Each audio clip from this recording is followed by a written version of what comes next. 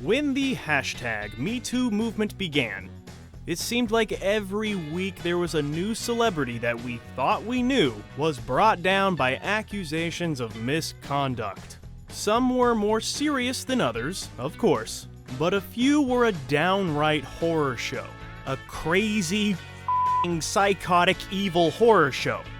There has been no crazier tale in recent memory of a celebrity's bad behavior behind closed doors than that of the Lone Ranger himself, Armie Hammer.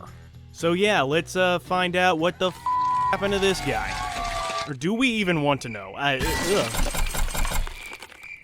But to truly understand what the happened to Armie Hammer, we must begin at the beginning, and the beginning began when he was born on his birthday, 1986, California. And if that name Hammer, Armie Hammer, if that sounded familiar to you, well, it's because Hammer has some strong lineage. His grandfather on his father's side was oil tycoon and baking soda entrepreneur Armie Hammer. So yeah, it's the legacy of the Hammer, which is coming crashing down. Young Armie would attend school in the Cayman Islands, at a school funded by his father. Yet when he moved back to Los Angeles, he would give up on college and pursue acting full-time, something that his parents disowned him for. Then eventually came around to supporting his artistic needs. Hammer would kick off his career by appearing in small roles on TV shows such as Arrested Development, Veronica Mars, and Desperate Housewives, before getting his first lead in a film, Billy, The Early Years, about televangelist Billy Graham. If that pesky writer's strike of 2007 never happened, we may have had Armie Hammer play Batman in a George Miller-directed Justice League Mortal film, which, as we all know, never happened. But it's cool to dream about. Armie Hammer was hand-picked by the legendary filmmaker, which, makes sense to me. He's a good-looking, talented guy from a rich family, like the Waynes. I'm sure he would have been a great Bruce Wayne. He's got the chin, that's kinda all you need. Oh yeah, and acting talent, which yeah, he has that too. However, that pesky writer's strike saw this project scrapped. No more Justice League Mortal for you. And poor Armie Hammer would have to settle for playing Abercrombie Boy in the direct-to-video Spring Breakdown in 2009. After appearing on Gossip Girl and Reaper, Hammer would have his true breakout role by playing the Winklevoss twins in David Fincher's The Social Network in 2010. With his face superimposed over actor Josh Pence, who was the body double for the second twin. Hammer would win the Toronto Film Critics Award for Best Supporting Actor, and would even reprise the role 2 years later on an episode of The Simpsons, titled The Social Network. But yeah, Armie Hammer gives an absolutely wonderful, amazing performance in this one. I had no idea that he was only one person. A Lone Ranger, I guess you could say? Yeah, The Social Network, it is one of the better films to come out in this past century, all thanks to David Fincher's direction and the wonderful cast. Armie Hammer's portrayal as these twins was absolutely mesmerizing. The way he delivered the lines with such power, such confidence, such conviction, and he was pretty funny too, in an Armie Hammer kind of way. But yeah, I remember sitting there watching The Social Network and being like, wow, those twins are really talented actors. They're gonna be the most powerful twins ever.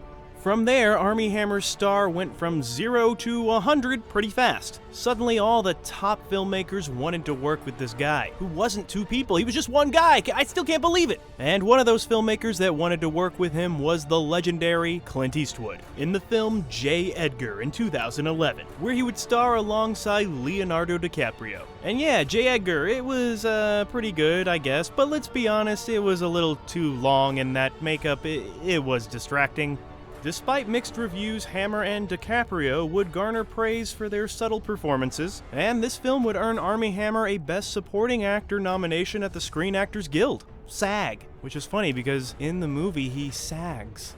His face, it sags because he's old. And it was around this time that his personal life was taking shape, marrying TV star Elizabeth Chambers, with whom he would have 2 children. Armie Hammer would then land the role of the dashing prince in the Snow White movie Mirror Mirror, after beating out James McAvoy for the part. He would follow that up with a film that is known to be a notorious bomb, even though it pulled in over $260 million at the box office: The Lone Ranger.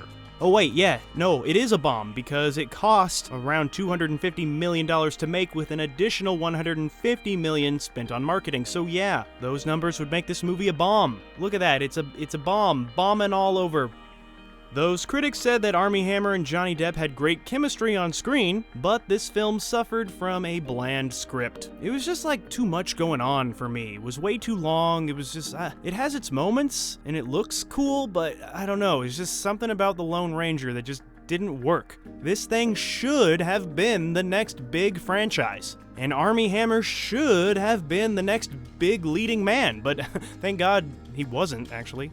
After voicing Strong Arm in the animated Stan Lee's Mighty Seven, and even reprising his role as the Lone Ranger for those Disney Infinite video games, Hammer then would show up as himself in the Entourage movie, followed by a lead role opposite Henry Cavill in the Guy Ritchie-directed big screen adaptation of The Man from U.N.C.L.E, U.N.C.L.E, which would prove to be another underwhelming box office endeavor, as it would pull in $107 million off an $80 million budget, before marketing costs and stuff, you know. However, those critics say that the stars were charismatic, so that's something.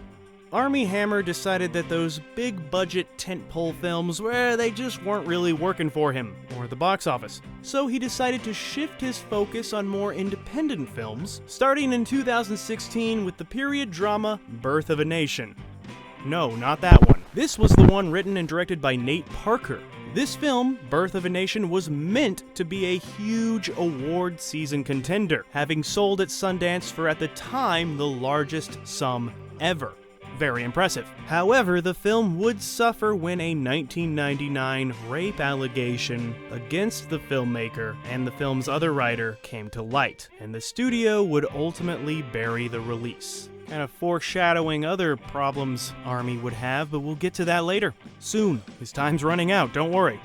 Armie Hammer would bounce back with a pair of really solid, albeit entirely different films. First was the Tom Ford-directed Nocturnal Animals, followed by a pretty solid film called Free Fire, which, yeah, Armie Hammer, he's kind of a badass in this one, I think. I remember him being pretty good, everyone was good in this. But yeah, Free Fire, it is pretty good, but it never really caught on with audiences, opening in the 17th place at the box office, making just $2.6 million. The following year, after appearing as a Marine in the film Mine, Hammer would receive some of the best reviews of his career by appearing opposite Timothée Chalamet. Chalamet? I'm sorry, I know. I should know his But yeah, this movie, Call Me By Your Name, it won an Oscar for screenplay, I think? And Hammer would receive a Golden Globe nomination for Best Supporting Actor, with critics praising the chemistry between Hammer and his co-stars in this film about a grown man who's seducing a teenager, right? That's what it's about, right? I haven't seen this, but everyone keeps making like peach jokes. Do they do something with a poor innocent peach? I don't know, but comment your comment in the comments if you feel like it, or keep that stuff to yourself. I don't know what they do. I don't know. Armie Hammer's film resume would continue to be filled with some fairly solid titles, with a voice in Pixar's Cars 3, followed by appearing in the Stanley Tucci-directed Final Portrait. He was also in that movie Sorry to Bother You in 2018, which is an insane film. You know, because of its satirical social commentary on race and horse people! Horse people! 2018 would see him appear in a powerful true life story, Hotel Mumbai. It's a dark, gritty depiction of that horrible, horrible terrorist attack. And you know what? Armie does a very good job in this. This was followed by playing Ruth Bader Ginsburg's husband in On the Basis of Sex, which, given what we would soon find out about Armie Hammer, seems a bit odd. I don't know, it feels like he did this movie to kind of cover his tracks, kind of virtue signal and be like, see, I would never do anything horrible to women because I'm in a movie about Ruth Bader Ginsburg. See, that's how things work, right? In Hollywood, I don't know. So yeah, what was about to come out about Armie Hammer's personal life? Well, beginning in July 2020, Hammer's wife, Elizabeth Chambers, would announce that she and the actor were getting divorced in what amounted to a fairly standard press release, for a celebrity divorce. The whole "we love each other, it's just time to turn the page," it was barely front page news. However, the divorce would get a bit weird, with Hammer tweeting out on January 1st, 2021, a fairly ominous tweet saying, "To know thy enemy." The fuck does that mean, Armie? Are you the enemy? Is she? I don't know. What is this? And then it would all come crumbling down. An anonymous poster on Instagram would come forward with details of a 4-year-long affair with the actor, and would detail some disturbingly graphic texts about cannibalism and rape fantasies that the actor allegedly sent her. Yes, you heard that correctly. Cannibalism and rape fantasies. What the f***, Armie? Seriously, what the f***? Following these accusations, Armie Hammer would drop out of the Jennifer Lopez film Shotgun Wedding, saying that he would not respond to any BS claims. And then another woman came forward with violently disturbing tales of sexual encounters with this man, and then another woman, and then another woman, and so on and so forth, each with similar claims of a man obsessed with bondage and violence, with one of these women going to police saying that the actor full-on raped her, and another claiming that he physically branded her like cattle. Hammer would be forced to drop out of more projects, including the Paramount Plus Godfather series The Offer, before his agency and his publicist dropped him as a client, and he checked into a treatment facility for drug, alcohol, and sex addiction. And cannibal addiction, or whatever. God. Not judging. Actually, yeah, I'm just gonna judge here. Of course, during all of this, Hammer still had a fairly big film yet to be released. Death on the Nile, a sequel to Murder on the Orient Express. And fortunately and unfortunately, the government-enforced global shutdown provided the perfect excuse to delay the film's release, which would furthering it from the allegations against Hammer, who was one of the film's main stars. The studio was like, let's just push it back a little bit, and Death on the Nile would eventually be released in February of 2020 and earn a respectable $137 million at the box office worldwide. Things would go fairly quiet for a while, until July 2020, when a tweet would go viral claiming that Armie was selling timeshares in the Cayman Islands. Oh, how the mighty have fallen. He wasn't ever that mighty, though. At first, his lawyer, and even the hotel where Armie was reportedly working, denied that he was on the payroll. A few days later, there were pictures of Armie in uniform working at the resort. Maybe it wasn't Armie, maybe it was just actor Josh Pence with Armie's face superimposed on it, I don't know. But those pictures were then corroborated by Variety, with a source telling the publication that Armie Hammer is indeed working selling timeshares in the Cayman Islands. The unnamed source said that he had been completely cut off from his famous family, and he took the gig quite simply because he needed to earn money to support his estranged family. Of course, we will all get a better idea of the Armie Hammer story when the documentary House of Hammer is released on Discovery Plus, detailing the allegations made against the actor. And according to this documentary, this sicko's illness, well, it runs in the family. Allegedly. Armie Hammer rose to fame fairly quickly. With one solid turn in a David Fincher film, this dude suddenly found himself as a leading man in major motion pictures. But none of those movies he headlined seemed to catch on with audiences and their money. Critics would constantly praise his chemistry with other actors, so eventually he would settle into more supporting roles in some pretty good movies. However, behind closed doors, that charismatic man we saw on screen, well, he was something much darker. And I know what you're saying, oh my god, I'm shocked that an actor is a horrible person behind the scenes. Well, generally in these WTF videos, we like to give some sort of redemptive arc to the subject to show that even though they've fallen on hard times, there's still a way back. I don't know, I always like to add some hope, but I gotta be honest, I ain't got no hope for this one, and I don't really think he deserves it. What he has been accused of by multiple women is downright disturbing. It's f***ing evil. Yet, I have to say this, even his lawyer is quick to point out that Armie Hammer has never been charged with any crime. So there's that.